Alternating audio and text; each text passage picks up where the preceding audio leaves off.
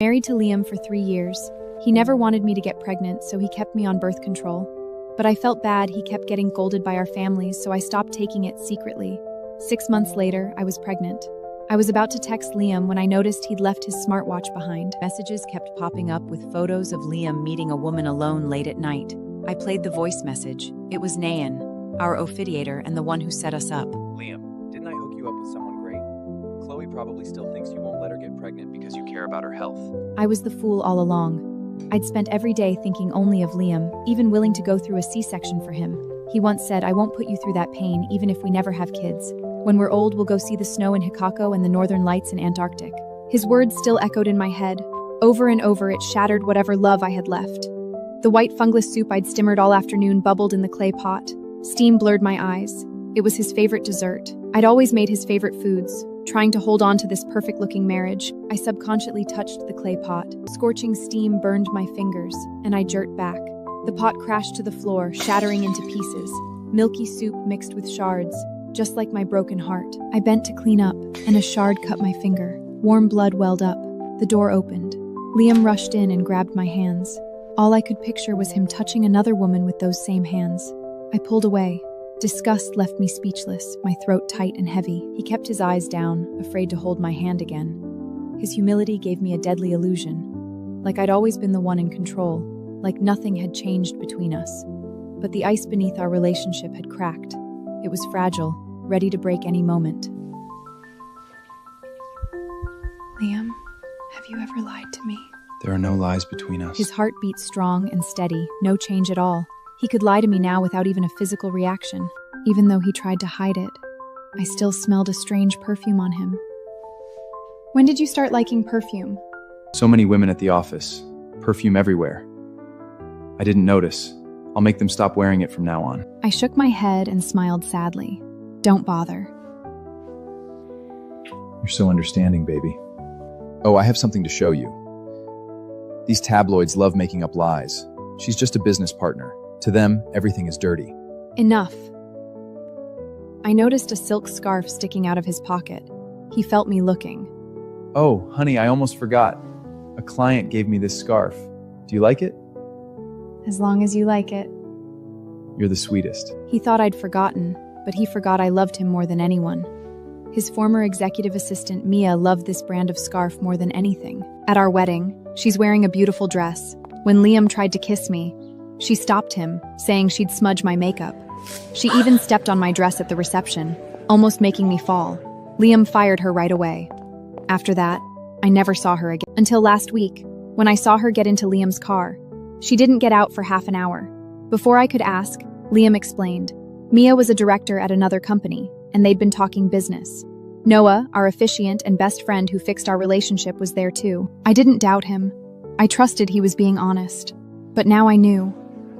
Mia wasn't his partner. She was someone he called whenever he wanted. My heart swung like a pendulum, unable to settle. How many times had my husband Liam betrayed me? At dinner, Liam kept praising my cooking, but he never took a second bowl. He suddenly remembered something and mentioned the watch. Oh, honey, where's my watch? It's charging. In the mirror, I watched him deleting messages. If he'd looked closer, he would have seen I hadn't logged out yet. But he was too confident in my love for him. He didn't even notice the mistake I left on purpose. Liam went to sign for a package. Then he took my wrist and clasped a bracelet on it. Beautiful emeralds, making my skin glow white. This is the coat you pointed at in that magazine. I know you loved it but wouldn't spend money. I bought it for you. I'll never forget how hard we fought to be together. I'll make it up to you. I'll make you the happiest woman in the world. The coat sleeves were tight, and it didn't reach my knees. 2 little signs this coat wasn't my size. I wanted to stay quiet, like couples from my parents' generation. But all I saw was 20-year-old Liam buying me my first wool coat. We were so poor back then, living in a damp, cold basement. He didn't tell me, didn't take me to try it on. But back then, Liam knew my size perfectly. He held me every night. How could he not know how I fit in his arms? But now he loved too many people, held too many people. He mixed us up. I stared at the emerald bracelet and smiled bitterly. Jewelry came in sets. They didn't sell single pieces. He still thought I was that naive girl who didn't know anything. How does it fit? I don't want it anymore. I'll buy my own. Give me the credit card. When did you stop trying to save me money? If the money I save goes to other women, wouldn't I look like a joke? Chloe, I'm just kidding. Liam's smile didn't reach his eyes anymore. I saw it, but I stayed cold. I wasn't going to beg for his love anymore. Before I left, Liam went into the bathroom. The water ran loud at first. Then it stopped, but he still didn't come out. I knew he was hiding something. At the mall, I bought a bunch of things I didn't even want. The bills piled up, but the card never maxed out. I finally realized my husband was truly different now. That night, I lay in bed, staring at the lights outside the window. Once I dreamed of having a home with Liam. Now I had a home, but the light inside me was gone. Chloe, let's have a baby. We stayed silent all night. Neither of us spoke about it again. When morning came, I looked at the living room. Glue marks still showed in so many places. Table corners, sharp objects, chairs. Every edge was lined with foam, with little notes saying, "Be careful." 7 years ago, I had eye surgery. One eye went temporarily blind, the other was weak. Liam stayed with me nonstop back then, even with the huge pressure of starting his company. He worked himself to the bone to pay for my surgery. In 2 weeks, he was thin and exhausted. Once I called and said my eyes were acting up, Liam rushed back like crazy. A car hit him on the way, throwing him over a meter. But he didn't stop. He limped straight to the hospital. When he got to my room, he hid his bleeding leg behind the bed. As long as you're okay. As long as you're okay. Chloe, I'm here. His words were for himself as much as me, begging for me to be safe. Once I could feel love even with my eyes closed. But now the house was bigger, filled with expensive furniture and luxury things. But it felt empty. Lone fear trapped me like a cocoon. I held a bathroom bag with a pregnancy test inside. Once I disposed of it, I'd go to the hospital and end everything. Go back to sleep. You look like a little panda. Huh? I have to go to the office early today anyway. I'll make you some breakfast. Your tie's crooked. The pregnancy test slipped out of the bag and fell to the floor. I didn't pick it up. Chloe, don't stress yourself out. I looked at the test. Liam threw it away, wiping his hands over and over with a wipe. Liam left. I watched his car drive away from the garage. A thought hit me suddenly. For years, I'd been a housewife, never part of his life outside our home. But now I wanted to see what my husband was really like out there. To avoid being seen, I rented a new car. I followed him all the way. Liam parked at the same hotel as yesterday. My hands shook as I gripped the wheel. My knuckles turned white. My chest burned with sadness and anger. A woman walked up right after him. It was the woman from the articles. The emerald necklace around her neck shone brightly in the sun. I never thought the quiet, serious Liam would care this much about someone else. He cared about her in a way he never cared about me. In his eyes, I was worth less than someone he just met. He gave her a necklace worth a house without thinking. "Thank you, honey." You're welcome. What he gave me was just a free gift. I was nothing to him compared to a stranger. A bitter taste rose in my throat. My stomach started cramping badly. Watching this, my heart felt squeezed. Pain was about to burst out of me. I called Liam without thinking. He didn't pick up, just sent a quick text saying he was busy. My hands shook holding the phone. My chest felt tight, and my stomach ached. I forced myself to drive to the hospital, but my body felt weak. The car slowed down. Liam's car honked behind me. I blacked out for a second. The car hit the guardrail. I slammed into the seat, my vision fading. When I came to, Liam's car was parked nearby. He didn't realize it was me and drove away quickly. Baby, miss me? Rest at home today. I sent you money. Buy something you like. About the baby, I've thought it through.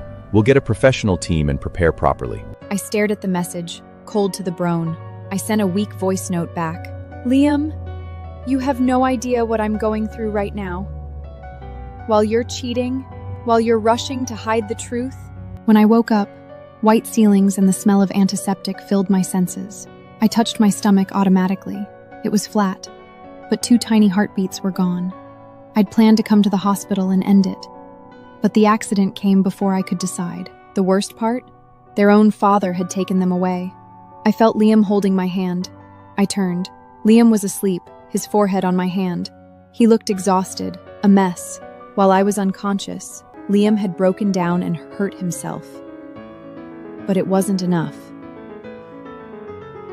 He knelt beside me, trembling hands touching my face. Tears fell nonstop. soaking the sheets. Chloe, I'm sorry. I didn't know it was you. I really didn't. We'll have kids again. I'll be with you through this. When you leave the hospital, I'll transfer everything to you. I'll go anywhere with you. Chloe, you don't understand. The second Liam knew it was you, he swerved like crazy. He carried you here the whole way. He hasn't left your side once. I've never seen Liam this broken. Liam stared at me, red-eyed. He didn't speak, but the blood vessels in his eyes screamed how much he loved me. They were telling me to take the easy way out, to stop being unreasonable. I sat up and stared coldly at the fruit basket in Noah's hand. She loves grapes, doesn't she? Be honest with me. Chloe, what are you talking about? Who loves grapes? Who would dare take grapes from you? Liam, I've bought fruit baskets from this shop for friends. There's an empty spot next to the blood oranges. That's where their new grapes go. They posted about it online. I calmly repeated what Noah had said that night. Liam, the girl I found you is better than Chloe. More obedient, too. That idiot Chloe still thinks you won't let her get pregnant because you care about her health. Why do you think I was in front of your car? Liam, you couldn't even wait. You make me sick. Liam, you didn't even have the patience to explain. I'm done with you. We're over. Liam broke down. The man who thought he was perfect had become a joke. Chloe, when did you find out? I was stupid. I only knew you were cheating when I heard your message. What you've done disgusts me. The sight of you is utterly repulsive. Get out! Get out!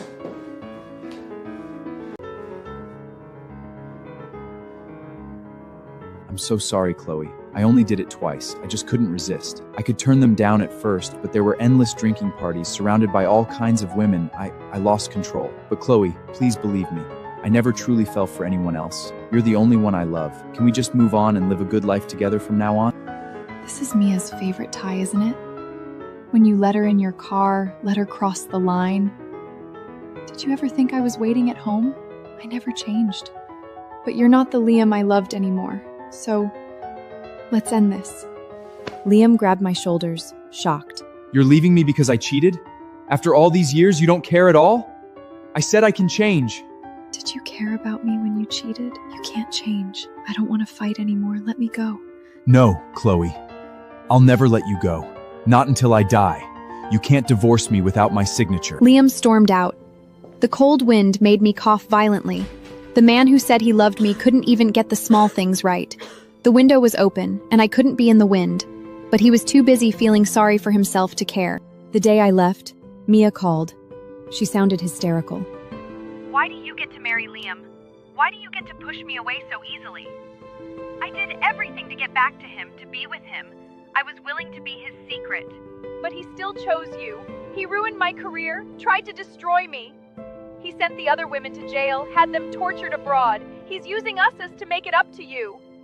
I felt nothing. I almost laughed. So what? He sent you to tell me how sorry he is, what he's done for me? But I don't want any of it. Tell him hiding won't work. I'm filing for divorce. I hung up and blocked her number. A month passed, and Liam still refused to show up. I had no choice but to stay away from Liam. With enough separation, the marriage would end. For the first time, I felt free. I had so much time. Once I couldn't imagine life without Liam. I thought I'd be heartbroken, destroyed. I thought I'd be ordinary, marry someone I didn't love, live a meaningless life. But now I felt light, at peace. Some decisions should have been made long ago. I got home and turned on the lights, but there was no warmth. Pale lights, a messy living room. Everything looked broken, like a storm had hit. I pulled out a stack of old plane and train tickets, looking at each one. Early morning flights were cheap back then. We'd hug in the airport at midnight. Later, we took crowded trains with no seats, chasing our dreams.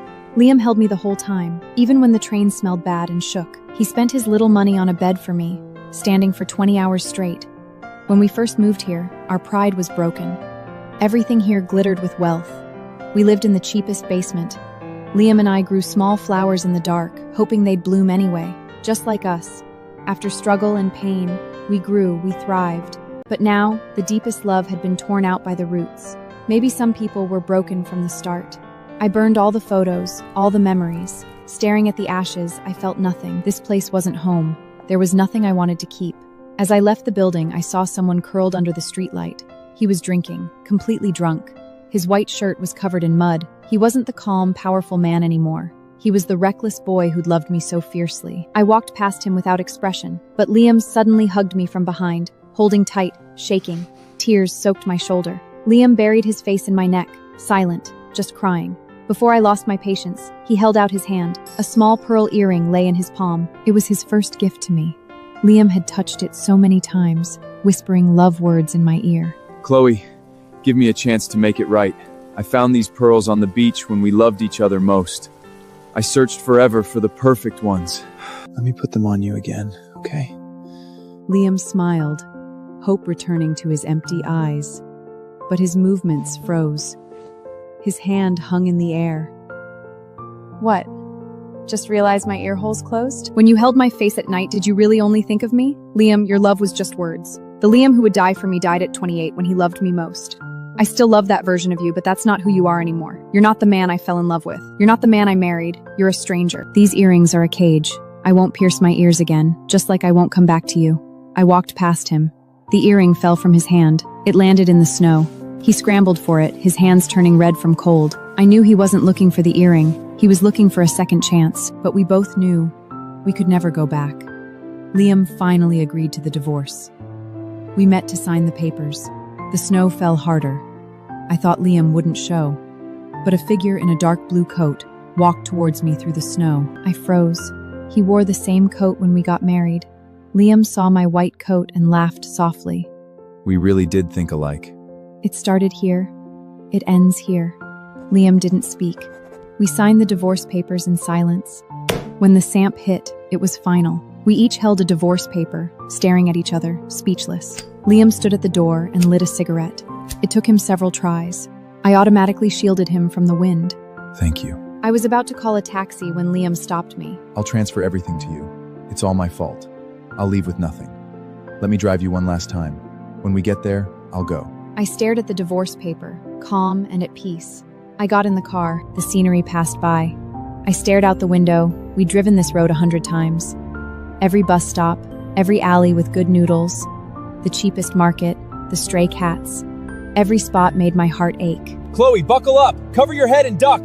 I heard the fear in his voice. I turned and saw a red Porsche speeding towards us. It was Mia. She was crazy. I curled up. Crash. The car spun out of control on the icy road. Liam fought the wheel, but the car wouldn't listen. He couldn't stop it. It crashed into the bridge rail. Half the car hung over the edge. I was terrified.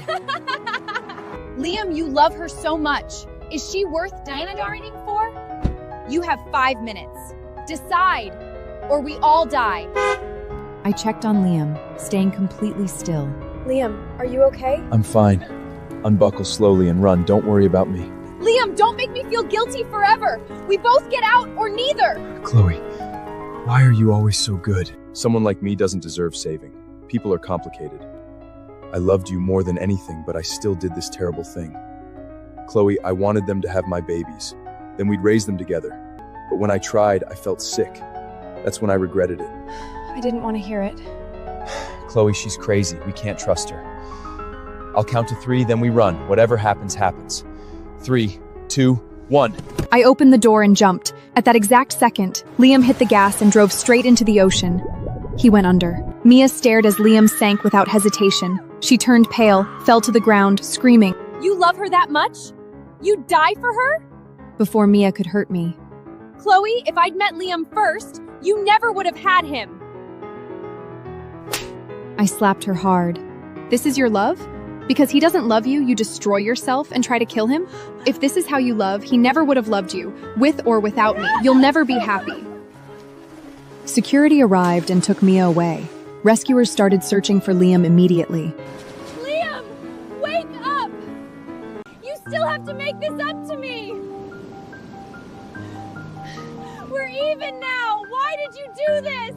Medics did CPR for 10 minutes, but nothing. Everyone looked solemn. Even the medics sighed, ready to give up. I pushed them aside and did compressions desperately. Liam, I want you to die because of me! I never want to see you again! 3 minutes later, Liam spit up water and coughed violently. When he woke up, Liam stared at me. Why didn't you let me die? You can die, but not because of me. I don't owe you anything anymore. I want you to live the rest of your life in guilt. Liam, I want you to live a long, long life. I didn't stay. I never visited Liam. Anyone who's died once doesn't have the courage to try again. I sold everything, put the money in the bank, and invested it. I took the cash and moved to a new city. I didn't have big business plans. I just wanted a photography shop to capture happy moments. Couples recommended me. Soon my walls were covered in their photos. I shot many weddings, followed couples all over the city. In my free time, I photographed ordinary people's lives. Early morning street cleaners, golden ginkgo leaves falling, night barbecue vendors, kids studying beside them, kids walking home from school, sneaking snacks their parents forbidden, glancing at their crushes, cheeks blushing like sunset. Then, 3 years later, someone made a strange appointment. Can I wear a mask for the photos? I don't want to talk. Just follow me. Shoot whatever you want. I said yes. His words made me curious. When we met, the man was tall and thin. He didn't speak. I introduced myself politely. He just nodded. We wandered the city, riding red buses, seeing the neon night. We walked in the park, feeling the quiet and the night wind. He loved buying me food, cake, fruit, barbecue, like he was taking care of a kid. I was confused, but he seemed so lonely, like a giver. Maybe he had no friends. So I let him. I told him stories I'd heard and seen, stories of sweet, simple love. When we were about to leave, he went to his car. An earring fell to the ground. Even faded, I recognized it. That person had come back from my forgotten past. I kept the pearl earring. When Liam gave me 3 gifts, I gave it back.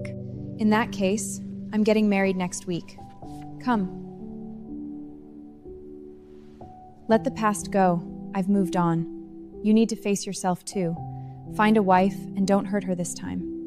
I thought he wouldn't come. Liam never showed at the wedding. During the vows, roses fell all around us. My husband and I kissed, surrounded by romance. This was the wedding I'd wanted, even though I'd always remember. After the wedding, a friend handed me a yellow rose. Yellow roses mean apology, forgiveness, love that can't be fixed. A pearl earring and a note were tied to it. I've seen you happy. Now I can leave peacefully. He never came back, even when I was old. But workers at the cemetery saw an old man in black. He visited a grave, touching it like it was a lover's face. Until one day he didn't come. They said he died on the last day of winter, the day before spring came, the day he finally let go. I heard the news in my Jiangnan courtyard. My hair was white. I touched my cooled teacup. Ostanda flowers covered the ground. My husband tucked my shawl around me.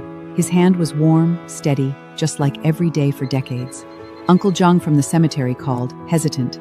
The old man in black who visited the nameless grave hadn't come. He died on the last day of the lunar year. The hospital said heart and lung failure. He passed peacefully. My finger paused on the phone. Steam blurred my eyes, but I didn't cry. Almost 80 years old, I'd seen too much loss. Even the panic when Liam crashed into the ocean had faded to calm. I nodded softly and told Uncle Zhang I understood. I hung up. My husband sat beside me, didn't ask, just held warm tea to my lips. If you want to go, we'll go. I nodded. Early next morning, my husband drove me to the cemetery outside town. The winter cemetery was quiet, light snow crunching underfoot. Liam's grave was in the corner. No name, just a white stone. Uncle Zhang put it there as he'd asked. A wilted yellow rose lay before it, and the polished pearl earring in a small wooden box. Liam must have left them on his last visit. I knelt down, touched the cold stone. The chill spread to my heart. He'd spent his whole life trapped in guilt over me, until the very end. Uncle Zhang walked over and handed me a small wooden box. Liam had left it for me when he died. It was old peach wood, smooth, carved with a small daisy, my favorite flower when I was young. I took it, touched the familiar carvings. My heart trembled softly. He'd carved it when we were young. In the basement, he'd carved a daisy for me, wishing my life would bloom toward the sun. I thanked Uncle Zhang and left with my husband. In the car, I opened the box. Nothing expensive inside, just a thick diary, yellowed photos, and a small silver ring. The diary cover was white, with one line, "To Chloe, my life of guilt." I opened the diary. His writing went from strong to messy and weak. His health had gotten bad, hard to hold a pen. The first page was the day we divorced. Heavy snow. He stood at the door, watching my car until it was gone. He said at that moment he realized he'd lost the girl who'd stood by him through everything, lost his own past. He wrote, "The reason I made you take birth control wasn't because I didn't want kids. I was scared for your health. You'd had major surgery young. The doctor said pregnancy was too dangerous. I was terrified of the C-section, of losing you. So I lied with Noah, made you think I didn't want kids. He wrote that when he found out I'd secretly stopped taking the pill, he was both overjoyed and terrified. He'd secretly bought tiny baby clothes and shoes, hiding them in the study closet, planning to protect me with everything he had if I really got pregnant. But in the end, he couldn't resist temptation. He lost himself to desire and the glittering world, to drinking parties and empty praise. Liam wrote that his entanglement with Mia was just a moment of foolishness. He never loved her. He'd just been blinded by vanity and temporary pleasure, forgetting who he really was and what mattered most. He wrote that when he saw the pregnancy test, he was overjoyed. He wanted to hold me right away and tell me everything was ready, but the test had faded in water. He thought I was sad about not being able to get pregnant, so he threw it away, planning to take things slowly with me. No rush, no pressure. He wrote that he didn't mean to cut me off in the crash. He'd just seen a slow car ahead, thought it was a stranger, and honked.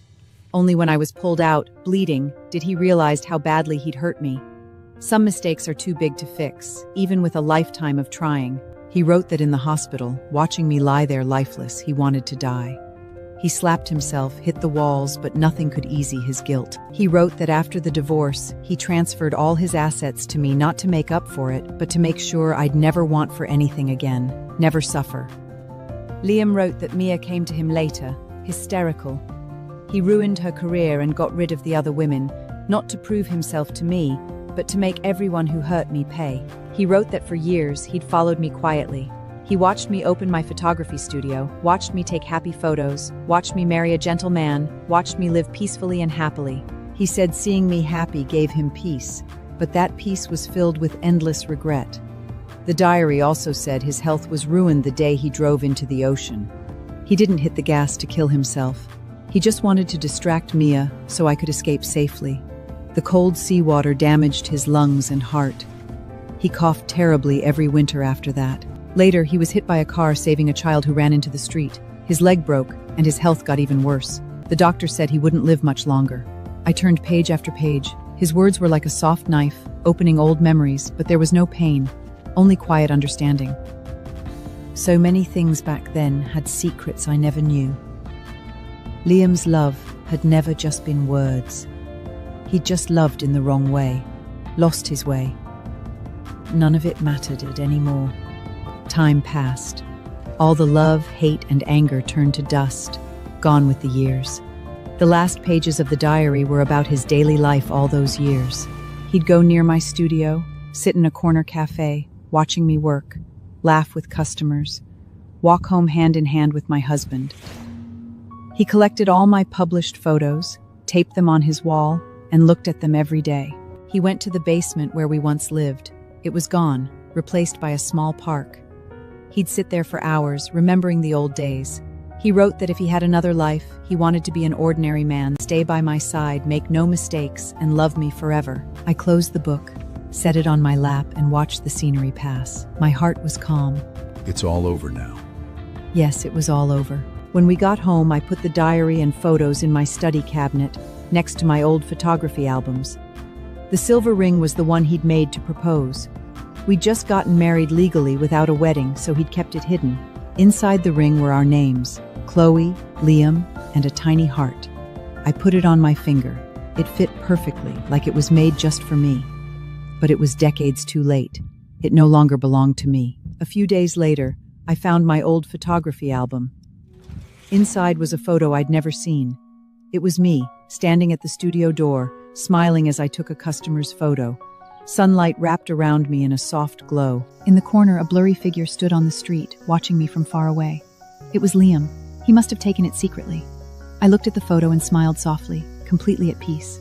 All his life, he'd watched me be happy, until the very end.